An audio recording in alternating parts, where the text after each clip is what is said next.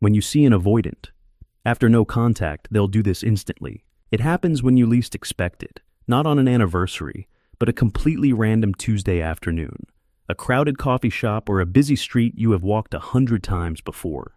You have survived the grueling, silent agony of no contact. Months have passed. You have finally stopped checking your phone in the middle of the night. You convinced yourself their ghost no longer haunts you. You are healing. You are safe. And then, there they are, standing just a few feet away. Time absolutely stops. The air is violently sucked out of your lungs. Suddenly, your entire nervous system is thrown backward in time. Every day of healing every emotional boundary evaporates into dust in a fraction of a second. You are entirely frozen in space. But what about them? What happens when the dismissive avoidant who abruptly walked away suddenly locks eyes with you? As an empath, you rehearsed this collision 1,000 times. You imagined a cinematic moment, a flicker of deep regret, a hesitant, warm smile.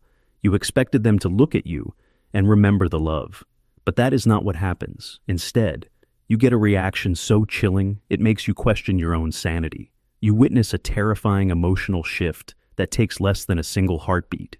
Today we bypass surface-level psychology and dive straight into the brutal neuroscience of their attachment trauma, because what they do in that exact instant has absolutely nothing to do with your worth.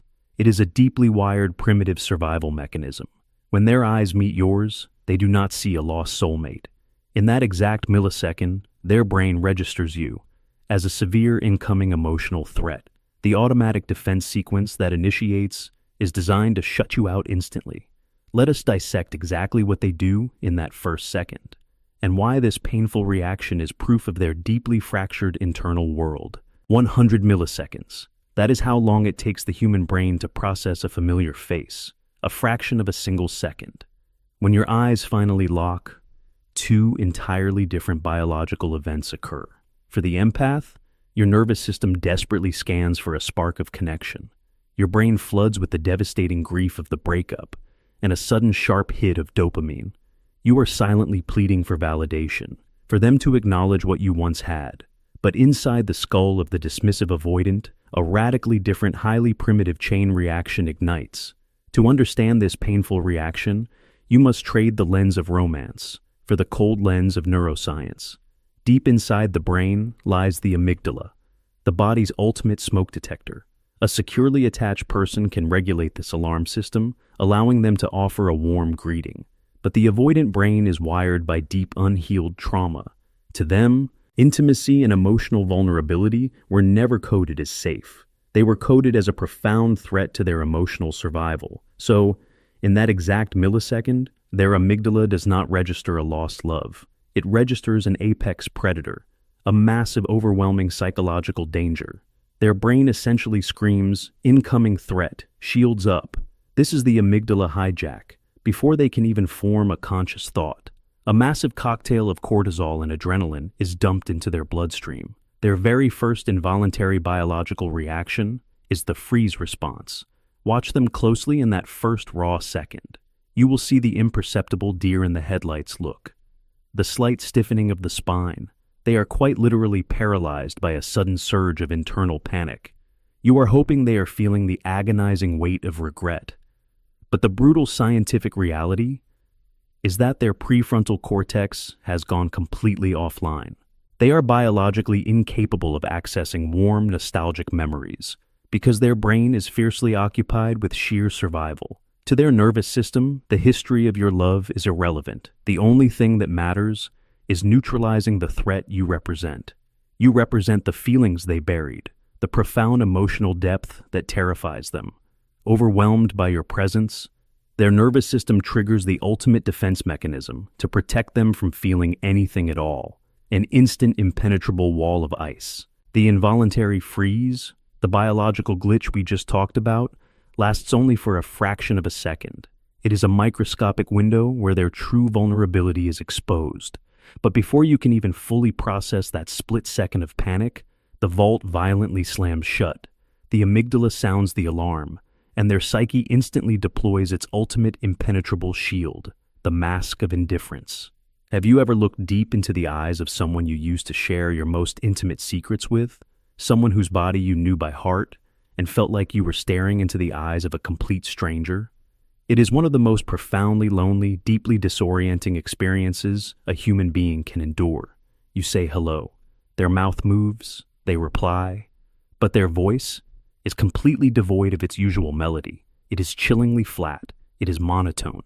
It is heavily guarded. It is the exact transactional tone of voice they would use to politely ask a stranger for the time, or to order a coffee from a distracted barista. The warmth you remember, the spark that used to light up their face when you walked into a room, has been completely surgically erased. Their eyes look at you, but they actively look through you. They offer a blank, unreadable stare that makes your blood run cold. If you are an empath, your immediate gut-wrenching conclusion is devastating. You tell yourself, they do not care. I meant absolutely nothing to them. They have completely forgotten me. They are entirely unaffected by my presence. But that is a deeply flawed surface-level assumption. We need to completely redefine what indifference actually means in the context of an avoidant attachment style. Society tells us that the opposite of love is indifference, but true genuine indifference is entirely effortless. If they truly felt nothing for you, if you were genuinely just a forgotten blip in their history, their nervous system would be relaxed, their shoulders would be dropped. They would be able to offer you a casual, genuine, warm smile, because you would pose absolutely no emotional risk to them. But the robotic, icy, ultra-polite demeanor you are standing in front of right now is not an absence of emotion. It is an incredibly active, highly exhausting, energy-consuming psychological defense mechanism. It takes a massive amount of subconscious cognitive effort to build a wall that high that fast. Why do they need such a massive fortress? Because the avoidant lacks internal emotional boundaries. A securely attached person can interact with an ex because they know they are emotionally safe within themselves. But the dismissive avoidant does not feel safe inside their own mind. Their internal world is a fragile house of cards built on suppressed feelings, buried guilt, and a deep-seated terror of vulnerability. Your sudden appearance threatens to blow that house of cards to the ground, so they must build an external wall, a wall of ice. They cannot afford to let even a single drop of warmth seep into their voice, because if they allow even a tiny fracture in the ice, the entire dam might break. If they show you even 1 ounce of genuine emotion, they are terrified that you will see it as an invitation. They are terrified you will ask for closure. They are terrified you will demand the emotional accountability they are entirely incapable of giving. So, they cut the power to the entire building. They shut down the emotional grid. This is the tragic, agonizing irony of the avoidant attachment style. The thicker the wall they instantly build, the colder and more robotic they become, the more profound the perceived threat of their own underlying emotions. They are not acting like a robot because they feel nothing. They are acting like a robot because they are absolutely terrified of feeling everything. They are putting on a deeply rehearsed performance of apathy, desperately trying to convince you, and more importantly, trying to convince themselves, that they are completely untouchable. But if you know exactly where to look, if you know how to read the subtle language of the human body, you will see that their mask is already cracking. The mask of indifference is incredibly convincing. If you only listen to the words they say, you will be fooled. But the human body is a terrible liar. The conscious mind can build a fortress of ice. It can script a perfectly polite, entirely empty greeting, but the autonomic nervous system cannot be completely controlled. It leaks. It glitches. And if you strip away your own anxiety for just a second, if you stop desperately searching for a sign of love and start observing them like a scientist, you will see the absolute chaos bubbling just beneath their skin. You will see the micro-expressions, the involuntary physical reactions that completely betray the calm, detached facade they are fighting so desperately to project. Let us start with their eyes. They say the eyes are the window to the soul, but in the case of a severely triggered, dismissive avoidant, the eyes are the emergency exit. When you speak to them, notice exactly where they look. They will rarely hold a deep, sustained, mutual gaze. Why? Because prolonged eye contact is biologically designed to release oxytocin, the bonding hormone, the neurochemical of trust and intimacy, to their highly activated, terrified brain. Oxytocin is perceived as a dangerous trap. It is the very neurochemical that leads to attachment to expectations and ultimately to the pain of enmeshment. So their eyes will instinctively dart. They will look at your forehead. They will look over your shoulder. They will constantly scan the room, looking at the door, the sidewalk, their phone. They are subconsciously looking for an escape route. Next, look at their posture. You might interpret their physical stillness as absolute confidence. You might think they are standing there completely unbothered and detached from your presence. But true relaxation is fluid. It is soft. Their stillness is not relaxation. It is a biological lockdown. It is the rigid, locked-in posture of a cornered animal preparing for a predator's strike. Look down at their feet. They are almost certainly pointed directly away from you, pointed toward the nearest exit. Their physical body is literally screaming to flee the scene, while their conscious mind forces them to stand there and play the role of the unaffected, highly logical X. Listen closely to the subtle shifts in their voice. We already talked about the monotone robotic pitch, but if you listen carefully, you might hear a slight unnatural tightness, a slight strain. Their vocal cords are literally constricting due to the sudden violent spike in cortisol flowing through their veins. They might clear their throat excessively. They might swallow hard. Their breathing might become incredibly shallow, completely entirely originating from their upper chest rather than their diaphragm. These are not signs of boredom. These are automatic biological responses to acute high-level psychological stress. And then there are the self-soothing mechanisms, the micro-movements of someone trying to keep their entire psychological structure from collapsing right in front of you. They might tightly grip their car keys until their knuckles turn white. They might continuously rub the back of their neck. They might adjust their jacket or cross their arms tightly across their chest to guard their vital organs. They are literally trying to hold themselves together. They are building a physical somatic barricade between their fragile internal world and you. You walked away from that brief encounter thinking they were perfectly fine. You thought they had completely moved on, leaving you in the dust to suffer alone. But the brutal scientific truth is that they were using every single ounce of their cognitive energy just to keep from visibly shaking. You were not looking at someone who had forgotten you. You were looking at a masterclass in severe emotional suppression. You were looking at a psychological pressure cooker disguised as a block of ice. And the tragic part is, if they actually manage to open their mouth and speak to you, the words they choose are engineered to do exactly one thing: keep you entirely in the dark. Let us imagine that they do not just walk past you. Let us say the social pressure of the moment, or perhaps the sheer physical proximity, forces them to stop. They open their mouth. They actually say your name. For a split second, your anxious heart leaps violently into your throat. Your mind, starved for connection after months of dead silence, instantly starts painting a beautiful picture. You think, they are talking to me. They still care. We are finally communicating. But the very moment the words actually leave their lips, you are hit with a wave of profound, suffocating emptiness. Because they do not ask how your heart is healing. They do not ask about the heavy, painful silence that has stretched between you. They do not look into your eyes and acknowledge the gravity of your shared history. Instead, they ask you about the weather. They ask you if the traffic was bad today. They ask if you are still working at the exact same company. They ask a trivial question about a mutual acquaintance. Welcome to the faux connection. Welcome to the ultimate surface-level trap. To the deeply feeling empath, to the anxiously attached individual, a conversation is a bridge. It is a beautiful, necessary tool used to cross the emotional divide between two souls. But to the severely triggered, dismissive avoidant, a conversation in this highly charged moment is a fortified wall. They are literally weaponizing small talk. Why? Because small talk is entirely devoid of emotional risk. By keeping the conversation strictly confined to mundane, factual, incredibly sterile topics, they are actively, deliberately controlling the emotional temperature of the interaction. They are forcing it to remain at absolute zero. Think about the neuroscience of what is happening in their mind right now. When you talk about feelings, nostalgia, or shared pain, you activate the limbic system, the emotional primitive center of the brain. This is the exact area they are desperately, furiously trying to suppress. But when they ask you about the rain outside, or comment on the long line at the grocery store, they are forcing the entire interaction to remain trapped in the prefrontal cortex, the logical, analytical, entirely emotionless data processing center of the brain. They are no longer engaging with you as a former lover.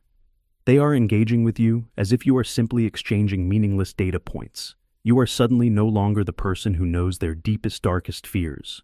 You have been instantly demoted to the status of a distant acquaintance they bumped into at a corporate networking event. It is a brilliant and absolutely devastating survival strategy.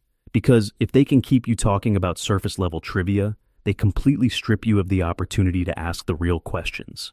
They prevent you from asking, "Why did you abandon me so abruptly?" Or, "Do you ever sit in your room and miss me?" They are playing an aggressive game of emotional defense. They are simply running down the clock until they can find a socially acceptable excuse to escape. Watch exactly what happens if you try to gently steer the conversation into deeper waters. Watch what happens if you casually bring up an old inside joke. If you mention a memory from a vacation you took together. If you offer even the slightest, most gentle emotional bid for connection. Watch them instantly, ruthlessly deflect. They will absolutely not take the bait. Their facial expression will remain completely neutral. They will give a short, non-committal nod. Their eyes will instantly glaze over.